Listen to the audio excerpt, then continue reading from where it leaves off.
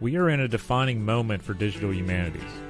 Due to several factors, including new technologies, the ease in which everyday historians can learn the latest communication techniques, and the desire to learn in a more open and transparent way, the history field is witnessing a new era in growth and possibilities. This is one such project which has garnered praise and allowed those who are curious about the past to engage with primary sources from an era of turmoil and dramatic change. Mississippi was one of the most powerful states in the Union when it seceded and joined the Confederacy.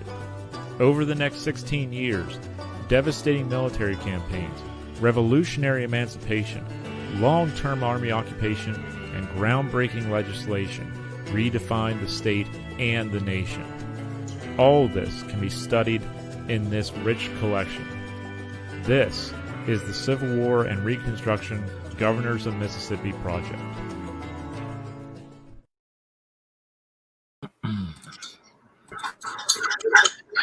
Good evening, ladies and gentlemen. Welcome to this evening's live presentation. Welcome to the Tattoo Historian channel here on Facebook and YouTube. Thank you, everyone, for being with us here in the chat and here on our panel. It's great to be here. My name is John. I am the Tattooed Historian, and we are joined by another plethora of historians this evening. We're all just getting together because there were some minor technical issues, so bear with us as we go into this. But first, I want to introduce the two ladies who have been here since the beginning of this whole thing. First off, Dr. Susanna Url is here, professor of history and co-director of the Dale Center for the Study of War and Society at the University of Southern Mississippi. She is the author of numerous books, articles, editorials, blog posts, columns, and digital history projects that share cutting-edge historical ideas and research with scholars, educators, and the public. Also joining us is Dr. Stephanie Seal Walters. She is the USM Digital Liaison in the Humanities. Steph earned her PhD from George Mason and focused her studies on loyalism in Virginia during the American Revolution. She's been a leader in the classroom when it comes to digital humanities, and she has the best pug in the world named Bunker. It's not his entire name, but we won't. Yes, he is the best. Our special guests this evening, we have Ranger Barney Scobie is with us, and Dr. David Slay joining us as well. Barney's an interpretive ranger at Natchez National Historical Park, and David is the chief of interpretation at the site. So thank you all for being here with me this evening. Susanna, it looks like a jam-packed evening here on our panel. It's going to be a good night. Absolutely. I appreciate everybody joining us. Barney, I got to tell you, you came highly recommended from, I can't tell you how many people have been on your tours and said, if we're going to be talking about USCTs and we're going to be talking about unionism and the forgotten story of those experiences, we need to talk to you. So I appreciate you and David making time to join us. Yes, thank you. Thank you very much. Hopefully everyone can hear us. Again, we just got in here and started off here. But this is a very, very important topic, and that's why I'm so glad we're devoting 2 episodes to historical memory, Susanna, because this is a broad and engaging topic and one that impacts us to this day in various ways. So I'm glad that you allowed. Doc, you're breaking. You guys are breaking up.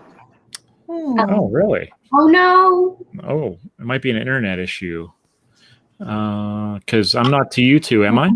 Yeah, you guys are breaking up. I can see you fine. Okay. But the audio is going in and out. The video is perfect. Wow. But the audio is going in and out. That's odd. I wonder if it's an internet issue. this is podcast number 4, and we've had good luck up until this point. So up until this point, to God, you got like a max headroom thing going right now. Oh, wow! We'll have to see. We got everyone who's watching says our sound is good, so it must be on your end, Barney. Maybe I don't know if it's an internet thing or not. It's kind of odd. We never had this issue before, so thanks maybe to the viewers for Yes, our viewers are letting us know that the sound is fine from their end. So it's not the entire thing. It might just be their internet there. I'm not sure. I know. And Barney, I tried to send y'all a message kind of in our internal chat here. I'm wondering, but I don't know if you're going to be able to see it or not.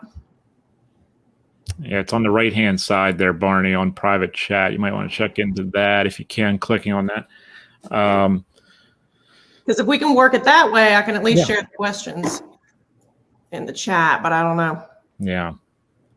Thank you, everyone watching, letting us know we're okay on your end.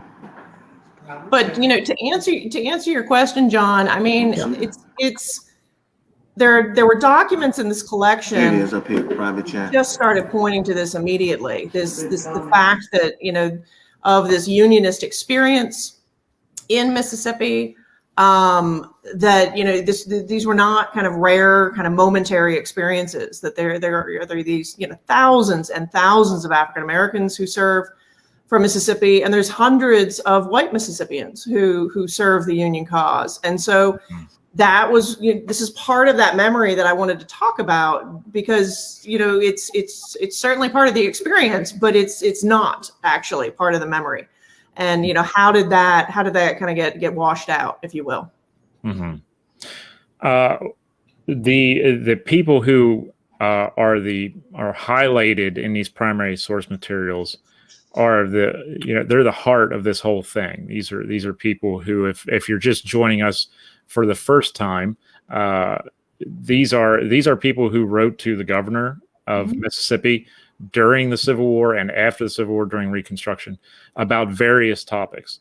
This one, as I've said earlier, is one that should resonate with a lot of us because how they perceived, as we talked about last week, emancipation, how they perceived the war effort and the close of the war impacts our vision to this day. And as Susanna said, this is a very, very broad, but a broad topic, but one that is being more understood as time goes on because of projects such as this one, because we can digitize these records and now allow these primary sources to be seen sometimes for the first time, especially by people like me who are hundreds of miles away.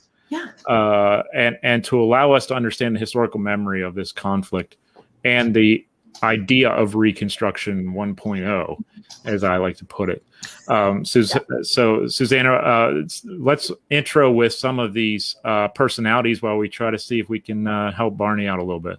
Yeah, absolutely. So if you're new to the podcast or new to this live stream, with the Civil War and Reconstruction Governors of Mississippi Project, we're working with the Mississippi State Archives. This is the Mississippi Department of Archives and History, the Mississippi Digital Library, and a team of historians at the University of Southern Mississippi to digitize, transcribe, and annotate all of the governor's papers for the state from 1859.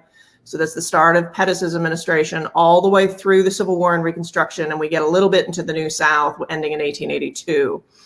And the reason we're doing this is what John was just hinting at. In the 19th century, just about everybody wrote to their governor if they had a complaint about everything. Rarely are they praising the governor, but it's usually an appeal for help, a complaint, a frustration, a concern. Sometimes they're volunteering some of their assistance. And so it becomes this great way to look at how everyday people, the people we don't often get to hear from as historians, how they experience the revolutionary changes of the Civil War and Reconstruction. So we've kind of broken this collection. John, I'm sure you've already put that link in, or you might if you haven't, but we've broken out some sample documents from the collection just to give you a sense of what you might find. And John's sharing the link for that. Mm-hmm. If you ever kind of can't find the link, just go to CWRGM.org, click on sample documents, and you'll get there too.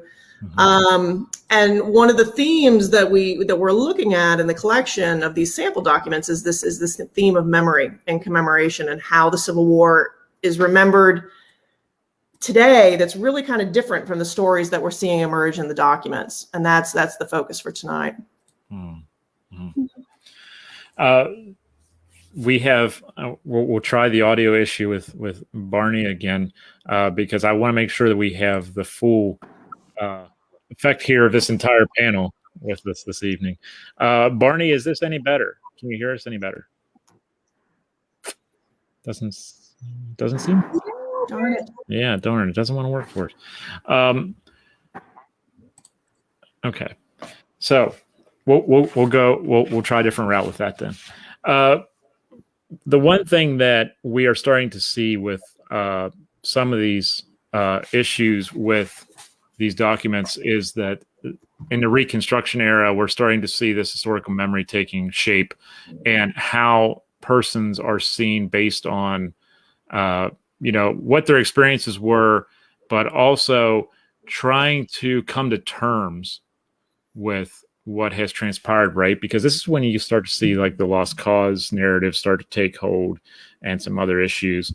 And this really affects us. And like we're still arguing some of these issues today. What are some of the documents that you've uncovered which really point to coping and thinking about what transpired over a series of years, the 4-year struggle, perhaps? Maybe they're even into like 1863 and are already trying to come to grips with it, or come to grips with the idea that maybe the county over, their friend, has gone a different direction than they have. Yeah, I mean, I think some of the docs, and Steph can speak to this too, because she's been doing so much great background research on the people in them. But I think what you start to see by the middle of the war are these examples of dissent that we've been hinting at in some of the previous episodes, where people, and you see this in all wars, as the war drags on, as forces on both sides are confiscating your food, your crops, your livestock, as conscription laws get passed that you may completely disagree with, you start to see, this dissent from the white population. You also start to see dissent from the enslaved population as they start to seize the opportunity to escape to federal lines now that, as word quickly spreads that they will not be returned to enslavement. Mm-hmm. So, but one of the things I want to point out is that there are many forms of dissent. And that the folks we're going to be talking about today are the ones who really kind of take that to the next level. And they're not just frustrated with the Confederate government. And that's, again, this is fairly common. I mean, it's almost kind of in the American DNA, if you will. But this is going beyond that. And now they're going to be taking up arms to fight for the federal cause. And this is a whole different experience that we're looking at. Mm-hmm. One of the interesting things that I found going through the documents and also reading Susanna's phenomenal essays that she wrote that are on our sample document site, just to plug that right there. But I'm a shameless digital historian. I always got a sample doc website, right? Yeah. But anyway, going through and seeing how many people, especially in the post-war era, especially if they were unionists, they wanted some recognition for that. They wanted, because I think they either knew that, this narrative of, the Old South was kind of perpetuating in the Reconstruction era. And there's a man named James H. Pierce who, I'm not going to lie, I'm obsessed with. I love his letter that we have in CWRGM. He writes Governor Sharkey. He's a native of Kentucky. He lives in Mississippi during the Civil War. He marries a Yankee woman whose name is Elizabeth Abernathy. They're from Columbus, Mississippi. She had moved right before the Civil War to become a teacher in Columbus. And she was actually, as soon as the Civil War broke out, she was removed from her position because of her views, because she obviously was anti-Confederate. But he talks about how he avoided the draft. He did absolutely everything that he could to make sure that he wasn't going to give any service to the Confederate Army. He does actually join the Union Army at one point, and he was an ardent Unionist throughout the war. And he writes Governor Sharkey, and he wants recognition for that he never, and he even says that he became obnoxious to his community for his Unionist beliefs. I always love that. That's a revolutionary thing too that I see in my documents all the time, where I became obnoxious. And so he wants people to understand that he was there from the beginning, and he wants the governor to recognize that. And even at the end of his letter says, maybe you should appoint some of us old Unionists, to political positions. If you want to show that the tide has really turned in Mississippi, I would love to volunteer for some kind of political service. So he's just a phenomenal figure in this collection. And, if you're interested in some really fascinating Unionists, go take a look at James H. Pierce. Yeah. Barney, are you able to hear us now? I'd love to have you chime in from kind of your perspective also on unionists. Yes, I can. Yes, I can hear you. Good. I'd love to hear you talk a little bit about, I know you do a lot of work. As you know, Go ahead.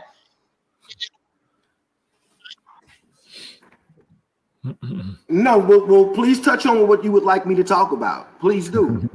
Well, good. Nobody ever lets me just ask whatever I want. Thank you. Can you hear me? I would love to hear you talk about your work on USCTs.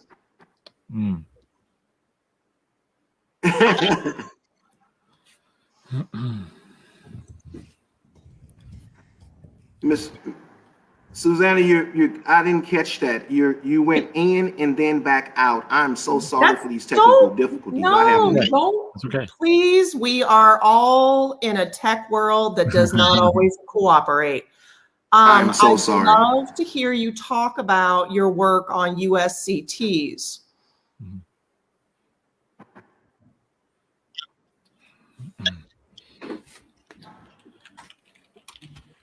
It's coming in and out. Folks, one of the reasons that we really wanted Barney Scobie. Susanna, I got none of that. I'm so sorry. I got none of that. That's okay. Steph, will you try to email them a question while we're talking I'm here? so sorry. No, that's okay. I'll be sorry. Okay, well. Go. Nope. Barney, you go ahead. I'm going to use sign language. Okay, if you guys can hear me, if I'm not mistaken, yeah, if I'm not mistaken, you guys were touching on the unionist perspective during the Civil War and somewhat of the 1863 campaign, and as you know, Natchez was somewhat of a sympathetic towards the unionist scenario.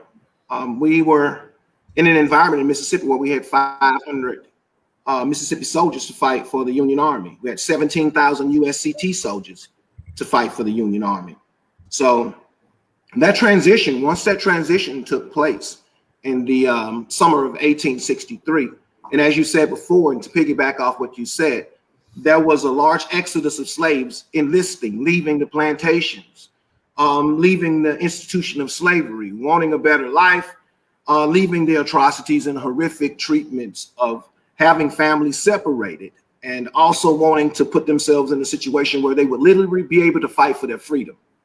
So as a result of that, you see slaves leaving plantations from all areas of the Natchez arena, and one exodus and one escape sticks with us quite fondly here in Natchez. It is the escape of Wilson Brown, the Medal of Honor winner. United States Navy, Wilson Brown, they had slaves enlisting all over the proximity of Natchez, and they would record them, and the Union clerk would give you the gist of where they enlisted at. Specific plantations would be named, enlisted at Tacony, enlisted at Fair Oaks, enlisted at this plantation. Well, Wilson Brown's enlistment papers were somewhat sway from the norm, because Wilson Brown escaped from slavery, and as the USS Hartford was sailing down the Mississippi River, Wilson Brown jumped into the river, swam out to the ship, and said he's reporting for duty. So therefore, his enlistment paper said the middle of the Mississippi River. Wow. I love it. Wow. The power of primary sources right there. Fantastic. That's amazing. That's amazing. And that's something that we touched on previously, right? Go ahead, Barney. Please. I would love to touch more. I'm sorry, go ahead. No, go ahead, Barney. Please keep going. Keep rolling. This is awesome. Well, if I was, like I say, you guys, your feedback is somewhat of a delay. Yeah. So it feels as though I'm interrupting you. So if I continue to apologize, that's just the Southern Baptist boy in me. I'm sorry. So,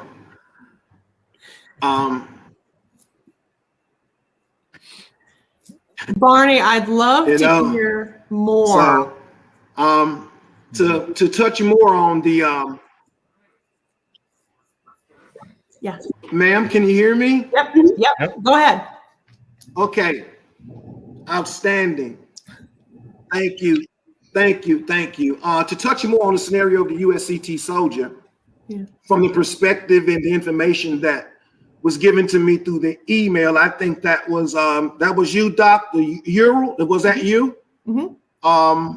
That asked to touch on the USCT experience that I bring into the schools. Yeah. And I thought that was a phenomenal idea. And I first of all want to thank you for allowing me to participate in this format, because the USCT experience is one like no other. And it captivates the soul, especially as an African-American man. You really not only feel the story in your own little way, you in your own state of mind, you start to live it. It becomes a part of your subconscious and your psyche. When I do my programs with the Adams County School District and other school districts, as you know, it's very difficult to maintain the attention of an age group from 6 to 16 years of age with all of these technical devices at hand. So I try, the very first thing I do in my presentations, I try to touch on an emphasis that would be a mind catcher, something that shocks the mind to make you say, That way you must immediately get their attention if you plan to get the point across of what a USCT soldier was. And as I have participated in these programs, I found great joy in the input that I've received from not only school board members, teachers, but parents. Nothing is more gratifying to hear a kid come home and a parent tell me while I'm in Walmart, man, my kid really got a kick out of your USCT soldier story. And as a result of that, it gives you not only a sense of worth, but self-esteem to know that you're really giving back to your ancestral heritage. The USCT soldier, I always start when I go in that school, when I go in that classroom, I always say, from whence they came. From whence they came. You see, the story of the USCT soldiers is none like no other. From whence the USCT soldier came, to understand that what made him a soldier, he had to have walked 444 miles down the Natchez Trace in a coffle. He had to have survived the journey in the true trail of tears of the exodus of the slaves that were en route in the slave trade that would be a part of what Mississippi's economy would depend upon. Cotton was king. And as my daddy always say, son, cotton don't pick itself. So as a result of that, from whence that he came, from whence that he came.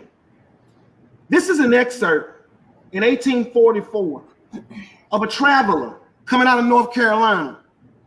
And every time I read this, I picture in my mind the journey of that slave, destination Natchez, forks of the road, the first leg of his journey that will begin and end in turmoil, chaos, brutality, and sometimes murder. This excerpt is from 1844, and I quote, "A single spectacle, the most striking one of the kind I have ever witnessed. It was a camp of Negro slave drivers just packing up to start. They had about 300 slaves with them. They had preceded the night in chains in the woods. These that were conducted to Natchez. The female slaves, some of them sitting on logs of woods, whilst others were standing, and a great many little black children were warming themselves by the fire. And to make this spectacle more disgusting, hideous, some of the principal white slave owners, well dressed and had broad brim hats with crepes wrapped around them, stood there laughing and smoking cigars, from whence they came. Mm-hmm. Now, you're going to take a 444-mile journey through the annals of history. Your destination, if you survive this journey of poor and rancid food, no rest, no relaxation, only cruelty, hard punishment, and continuous moving until you reach that destination called Natchez. The Forks of the Roads is your destination. That destination, once you make it to that Forks of the Road, now that slave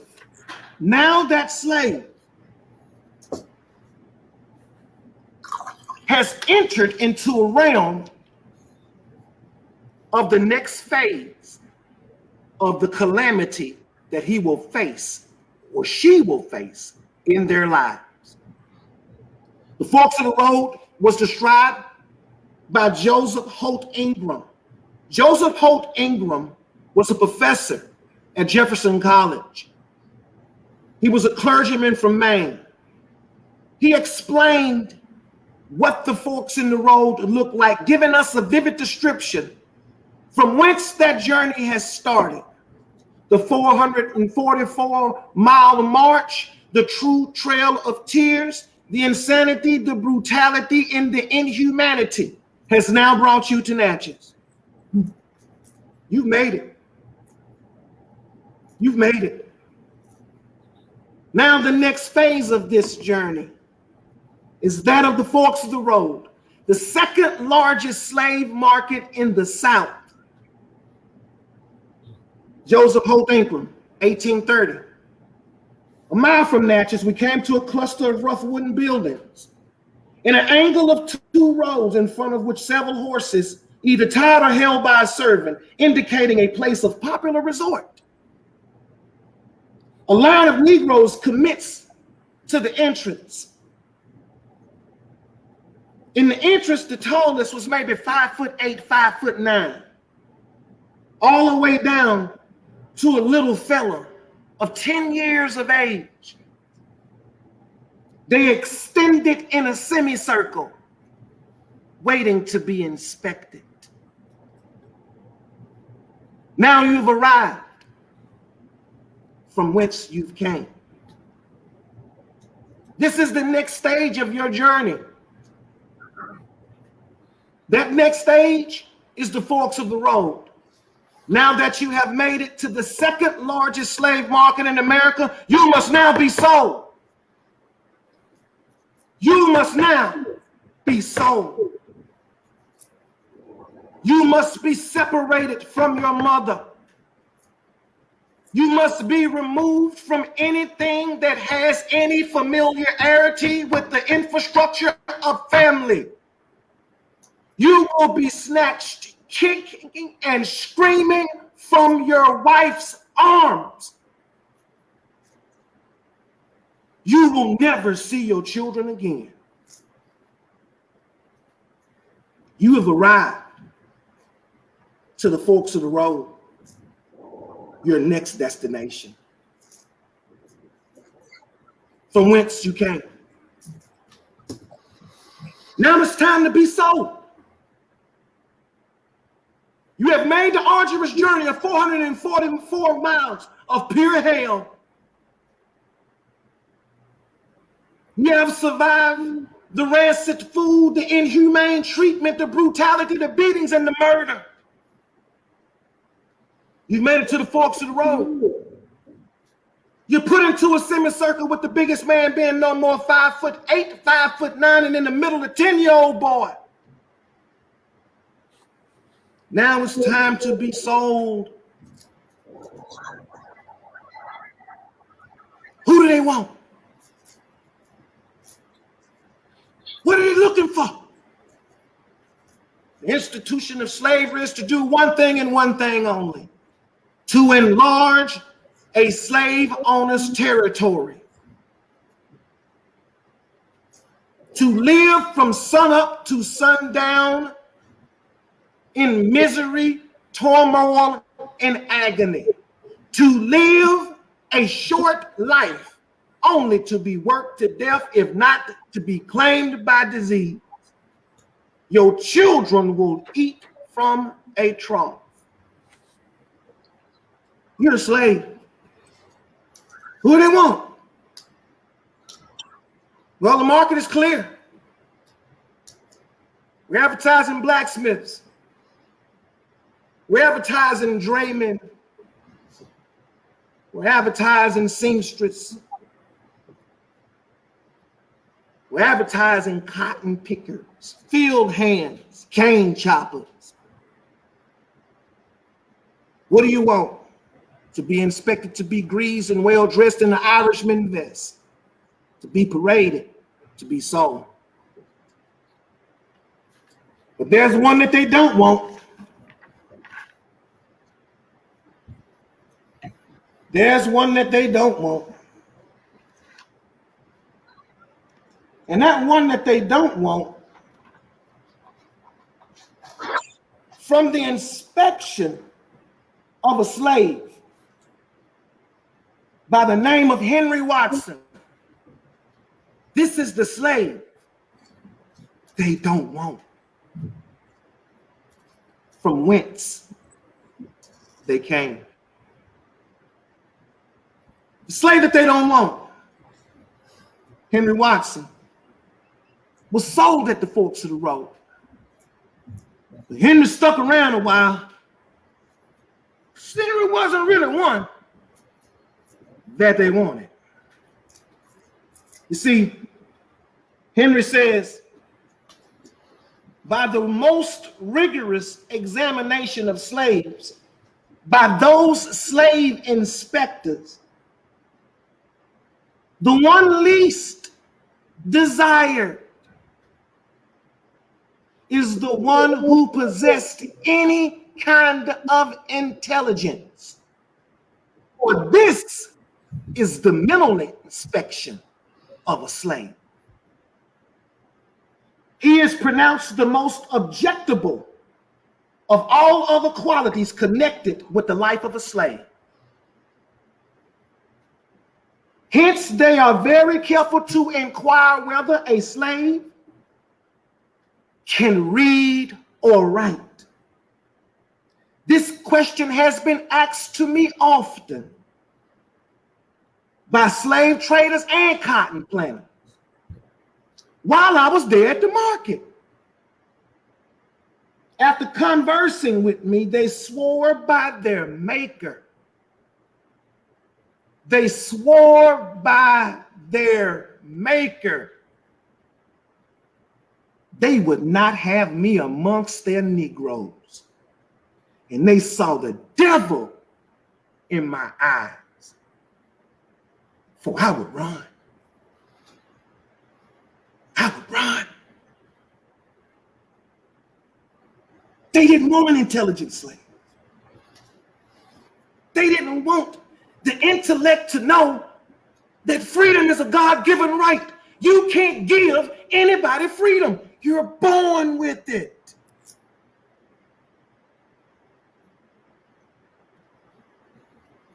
To keep them ignorant is to control. I don't want intellect amongst my Negroes. Knowledge is power and it spreads like a germ. But you know, there's a rumble in the air. There's a rumble in the air, and slaves are hearing things. They're hearing the whispers of freedom. They've survived the arduous task of 444 miles.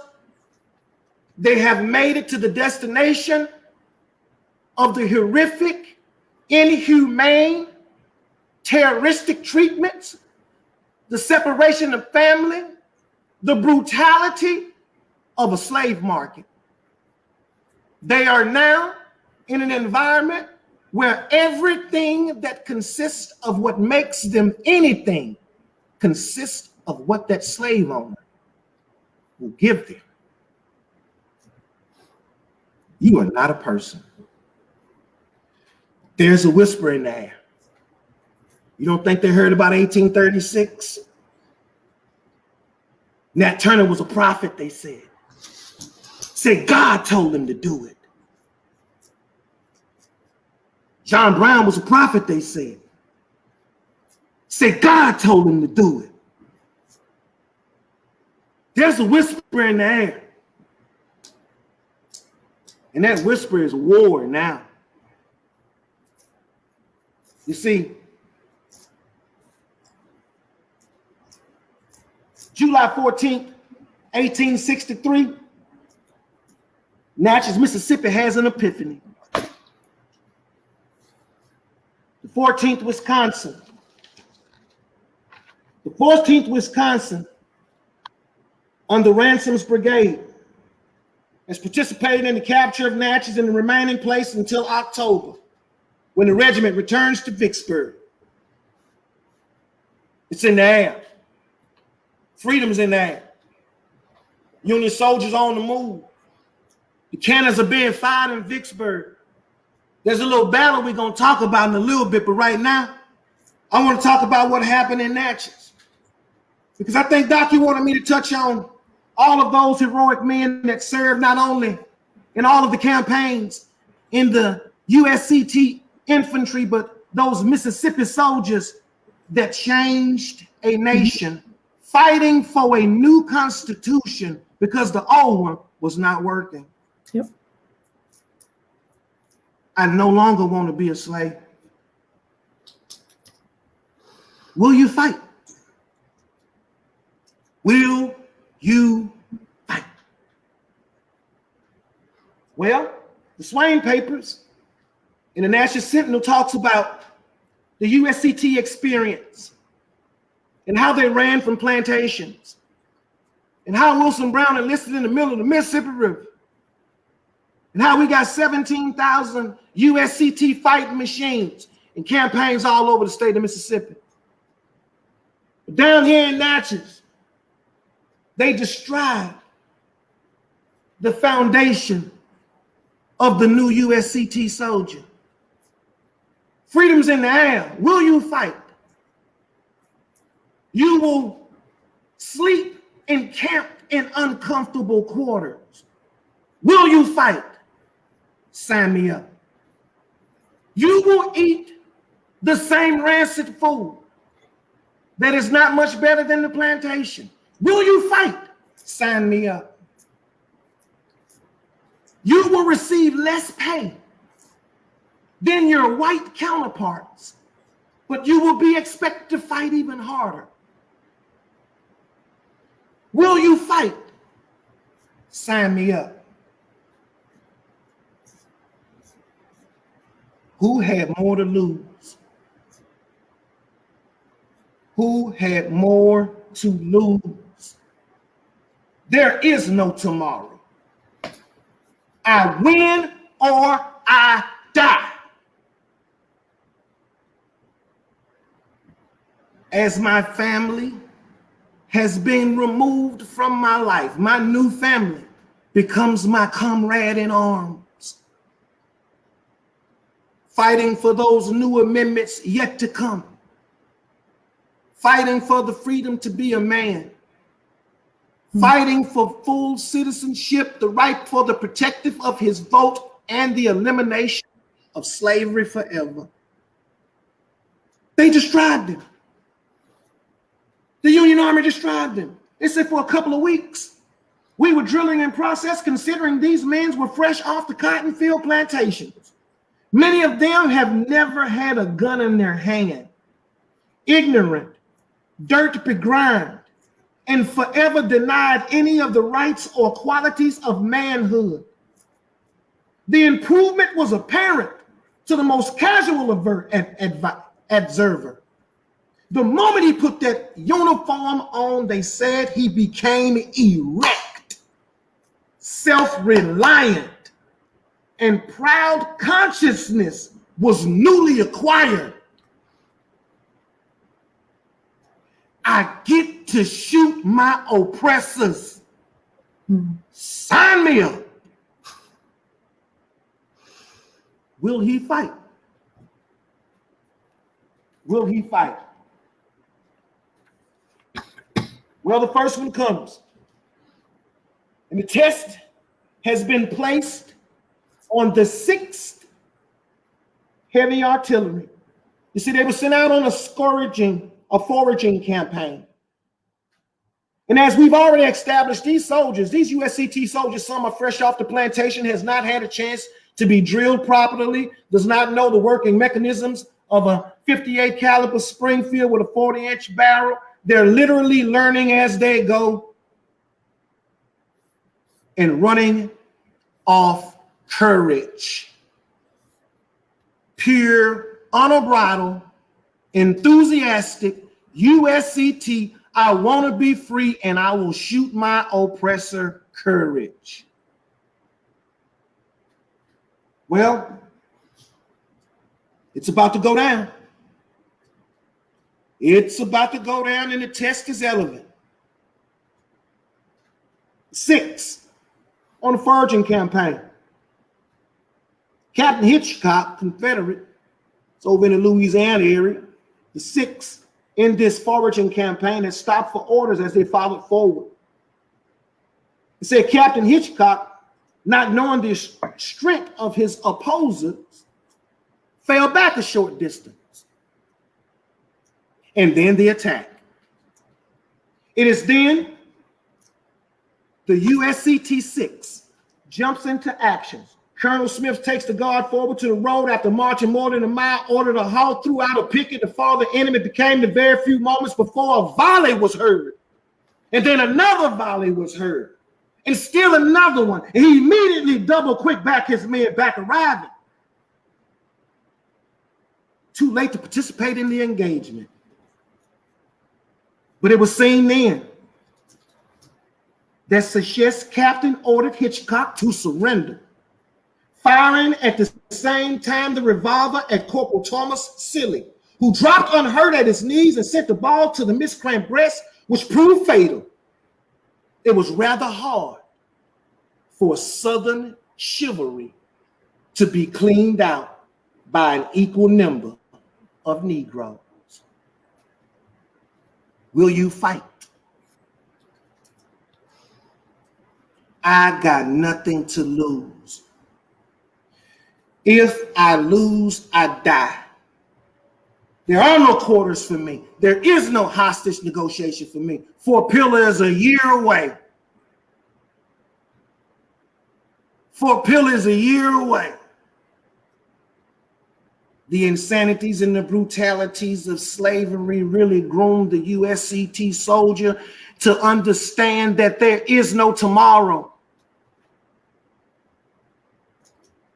I would rather die in my grave than live another day as a slave. It goes back to the old civil rights song. When they moved from the nonviolent perspective in late '68 to the Black Power symbolism of violence. And they sung a song. And I think about that USCT soldier once he made up his mind, it's freedom or death. They sang a song. And that civil rights song, it says, freedom got a shotgun.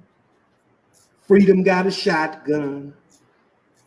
Freedom gon' shoot it, boom, boom, boom. Freedom gon' shoot it, boom, boom, boom. Freedom got a shotgun.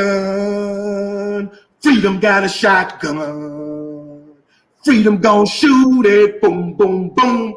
Freedom gon' shoot it, boom, boom, boom. There is no tomorrow. I win or I die.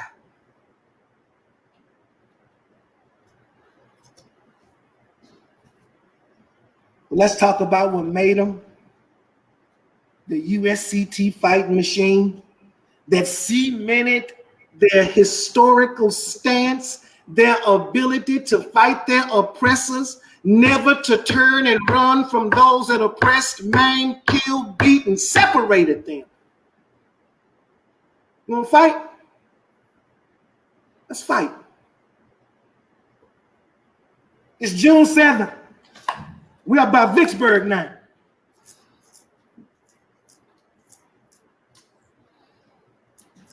And we got ourselves a 58 caliber 1863 Springfield equalizer with a 40-inch barrel. It's time to go to war. It's time to cement our place in history as a USCT fighting machine of men, no longer slaves. You'll never take my child again from me. You'll never take my woman from me again. I'm going to die old and happy with my family. I'm going to die young and brave on this ground. But either way it go, I'm fighting. Dawn is coming. Dawn is coming. You see, right across the river over in Louisiana, you got Walker's Texas Division marching to try to rescue Vicksburg. The Anaconda Plan is in place. Total stranglehold. Nothing in, nothing out. Rivers in deadlock. Starvation. Pets are not even safe in the river city in Vicksburg. You got Walker's Division coming over there from Louisiana.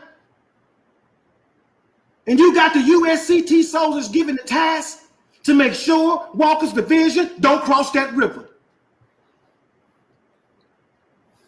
It's USCT time to shine. It's June 7th. And it's 1863. You see, Milliken Benz consisted of the 13th and the 11th USCT infantry and 120 of the 23rd Iowa infantry. We got ourselves a fight. Walker's Texas Division is right across the river. USCT's job, don't let him cross that river. He ain't getting across the Mississippi. Not today. The 11th,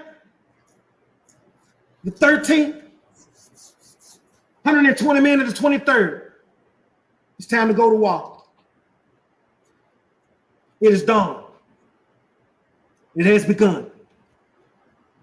As the fighting started at dawn, the Federal opposed that morning, Brigadier General Henry E. McCullough, in charge of the Walker Texas Division. The 16th Texas Infantry and the 16th Texas Cavalry, they're on the move, they're on the march. Attack dawn. At dawn, the attack comes. When at dawn that attack comes, the USCT soldiers stand valiantly, they stand tall. It's ready to lock, load, and aim. But then again, you must realize these individuals that are operating these mechanized guns have only been off that plantation maybe a month or less. They don't know how this thing works. And it says in the battle, before they could get off more than 2 shots, the lines collapsed. Now we're bagging back, but we're still fighting.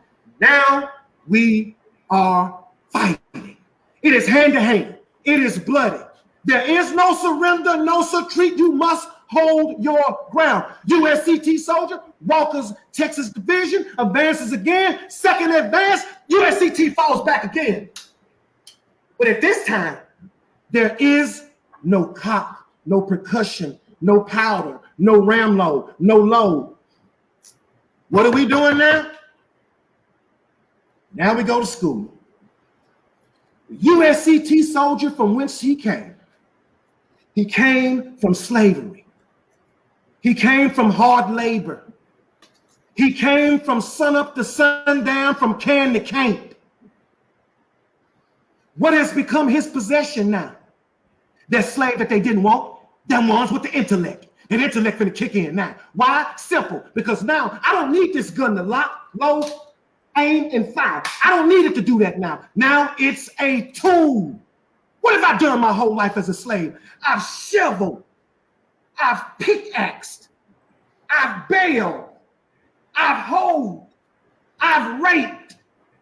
Now that 18-inch bayonet becomes a tool. Walker, Texas Division, you in trouble. They halt that second advance. And when that second advance is halted by the USCT soldier, then comes the rain. Then comes the rain. And I'm not talking about the rain of God's holy water that is spread upon the land that will wet that ground with freedom. I'm talking about fire from the Choctaw and the Lexington. Fellas, we got rain. They making it rain. And as they make it rain, the gunfire from the Choctaw, the gunfire from the Lexington fills the field. Walker is in retreat. Walker's down. USCT soldiers advance, hold the field, and command the day, cementing that day. The ultimate compliment. Ultimate compliment. Even the Confederates said they fought like hell. I ain't got nothing to lose. USCT, straight fighting machine. From the battlefields of the 54th to the skirmishes in Natchez, to all those that massacred at Pillow, the valiant charge at Wagner, to on that day in June 7 when the Walker, Texas Division never crossed the Mississippi River. There was never a question about will you fight. Now the USCT soldiers' story, like I said, it is one like no other. Because as it is one like no other, you think about the atrocities of their oppressors. You think about from whence they came. You think about the inhumanities of systemic racism and white supremacy. You think of them fighting against the inhumanities of second-class citizenship, shedding their blood to be equal. Even after 1866, when the USCT soldiers were disbanded, they went on to have distinguished military careers, but even their emancipators sometimes used the evil eyes of racism to eliminate the black soldier from full prosperity as a soldier. You know, you think about the 21 members of the 49th USCT charged with mutiny only because they had food, spoiled meat, rotten bread, and mutilated candles. They protested. That protest led to mutiny. 21 of these soldiers who had fought for their freedom from whence they came from the 444 Trek of Tears to be charged with mutiny, dishonorably discharged, and to hang. Or you think about the aspect of leadership and knowledge, preparing these new leaders with the scholastic aptitude that would be needed to lead a new nation, as Dubose said, with their talented tent, only to never be able to lead a USCT squadron or brigade, only to be led by white officers, even to return in 1864 to tear down and demolish the slave quarters that held them. The same blood, anguish, sweat, and tears in that wood is now housing white officers. You're emancipators. Only to fight in the horrific war between the states to eliminate the institution of slavery.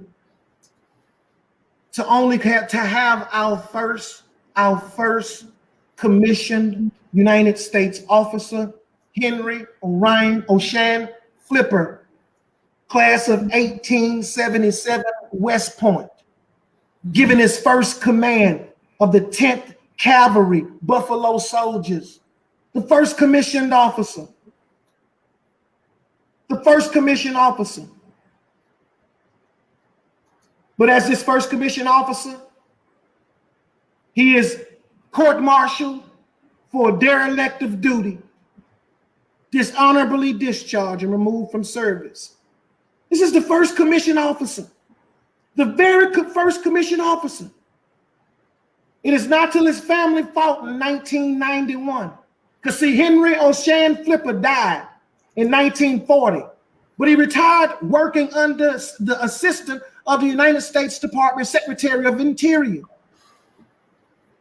This man still served his country as an assistant to the Secretary of Interior after being dishonorably discharged, only for the color of his skin. Our first officer.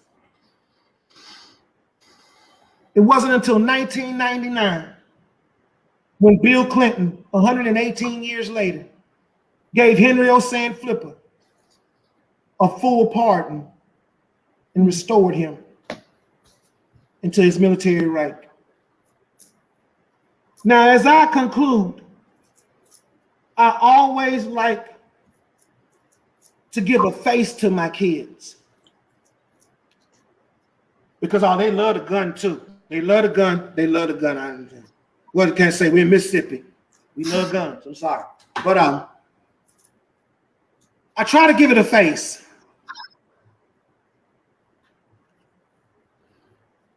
Ladies and gentlemen, this is Josh Gordon, a man, a USCT fighting machine, a Fort Milliken's, a member of the 11th Louisiana Infantry, Battle of Milliken Bend hero, ran away at 15 years of age and joined the Union Army, fought as an honorable man to die in Greenville, Mississippi in 1900. A man. This picture, if only eyes could talk. Now, as I have concluded, we have touched upon the indignities, we have touched upon the sacrifice, and we have touched upon the accolades. But we still have work to do. The African-American soldier has shown patriotism like no other. From the Revolutionary War, the massacre starts with a man by the name of Crispus Attucks, black man. To the Civil War, the USCT soldiers, fighting machines. To the Spanish-American War, with those Rough Riders who soon become Buffalo Soldiers, charging San Juan Hill. To World War I, when them doughboys had a couple of people called Harlem Hellfighters. The French requested them. To World War II, when them guys called Tuskegee Airmen with them red tails. They were not only assigned, they were requested. Only to fight for a constitution All they wanted from the return was that Constitution to fight for them. Ladies and gentlemen, I want to thank you. And it's been a blast. God bless you. God keep you. Barney, that was incredible. Amazing. That I don't know if I want to go to war or go to church now. Like that was phenomenal. Yeah. It's this right there showcases one, the power of Barney as an interpreter. Holy moly. Power moly. that you can have as an interpreter from primary sources like we've been discussing for weeks now, and we will continue to discuss. And just how impactful the message can be to anyone who cares to listen, and many people need to listen. And I think that is such a powerful presentation. I've done interp for 25 years. Barney is at the head of my list. Yep. I told you. Everybody raves about him. Mr. Scobie, I gotta thank you. One of the things we wanted to convey tonight to people, it's really two things. One, the experiences and the story of the USCTs that just have been lost. And number two, how people in the Park Service like yourself are doing such a good job of getting those stories out to the public. So the public can start to think about this and really wrestle with this so that it does become part of Civil War memory again. Mm-hmm. I'm also smart enough to not talk too much after you because I'm just going to look bad. That was fantastic. I'm the same way. I'm the same way. I'm just like, I'm ready to wrap it because I can't top it. That was phenomenal. Like I got a message from my husband in the middle of that, and he's like, we need to go to Natchez and listen to Barney again. Everybody needs to go to Natchez. And by the way, I just got to say, the folks at Natchez National Historical Park, when I called over there, because I told them I'd heard amazing things about Mr. Barney Scobie. Nobody has time right now for anything. We're all exhausted, and they jumped. Kathleen Bond jumped in. David Slay's been helping tonight. The historical staff, everybody, but especially you, Mr. Scobie. Thank you. We got to have you back. This is great. I'm going to drive from Pennsylvania just to shake his hand. I'm telling you. And I know there's a sound delay, so he's hearing all of this. He's hearing it. 8 seconds later. That's fine. But I do want to say that this is one of the most powerful presentations I've ever witnessed on any of at least my stuff, and I know a lot of other people's. But I do want to give a shout out to the project as well, which has encompassed so much of our time these last few weeks. I've placed the links into the comment section for CWRGM. I would love for all of you in the chat, whether you are on YouTube or Facebook, to go check out the site and to remember also that you can volunteer to transcribe these amazing documents from so many Mississippians whose voices need to be heard. And you can help do that. And that is one great way to volunteer to tell the story of one state and think about what you can do in your own state as well with that. Susanna, next week we are continuing about historical memory, correct? Yes. Our guest next week is Dr. Ann Sarah Rubin, who's written a lot about memory in the Civil War, and we're going to be talking about this and some of the other documents as well. I should let our viewers know, our listeners, I should say, and viewers, that our volunteers are so good. We're running out of documents at the moment. You guys are out transcribing us. Wow. But there's going to be some documents are going to be trickling in, and then we're going to get flooded with a bunch again starting in the summer. But you know what? In the meantime, go visit your local Civil War National Park Service site. Go support the folks out there like Barney Scobie, and who are just doing fantastic work and just educating the public. Absolutely. And me too. Yes. Yes. Thank you all for being part of this panel tonight. Thank you so much for your time. Thank you, everyone. Thank you guys for having me. I really appreciate the invite. It's our pleasure. It was definitely our pleasure to have you on here, Barney. Thank you so much for your time and for that amazing presentation. It was outstanding. Thank you, everyone in the comment section.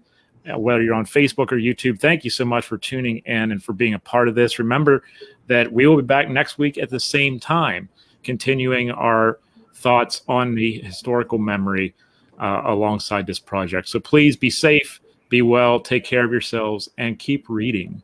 We need to keep reading. That's the main thing. Keep reading those primary source materials. Thank you, everyone. Again, have a wonderful evening. Thanks, everybody. Thank you. Bye.